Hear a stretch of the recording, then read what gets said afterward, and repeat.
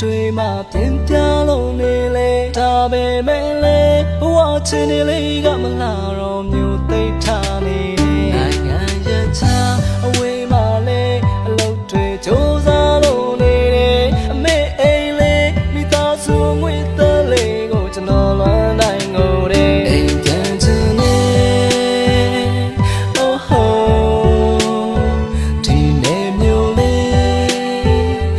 လွမ်းနေ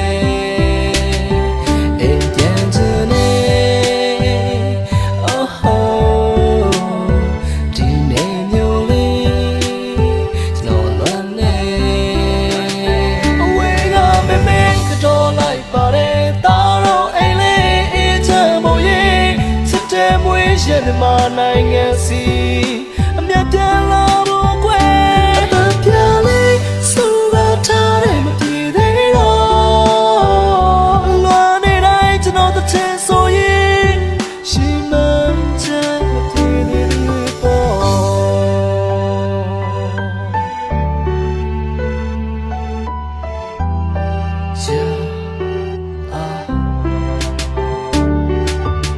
ရှင်ထဲမှာစိုးနေချီကွယ်ဝေးချက်ကမိုးနဲ့မြေပဲဘယ်မိဘသူသားသမီးကိုနာကျင်ရအောင်အဝေးတော့မနေခဲ့အလွမ်းတွေကစိုးဆက်ချီကွယ်စီးပွားရေးဆိုးရက်တွေနဲ့အမေမျက်ရည်တိုးထွက်နေခဲ့တော့ကျွန်တော်လည်းခိုးထွက်နေခဲ့ပေါ့နိုင်ငံခြားတဲ့ဟာကြားတာနားဝင်ချိုတာတိုင်းတစ်ပါးသားလက်အောက်ဆဲတာဆိုတာအခါပင်လို့ပါဒါပေမဲ့လည်းအမားမြင်လို့ပါဘယ်သူမှမသွားချင်လို့ပါအမေအိမ်နဲ့မိသားစုလေးကိုတင်တောင်းတင်နေထားချင်လို့ပါကတော့လိုက်ပါတယ်တာတော့အိမ်လေးအေးချမ်းမို့ရဲ့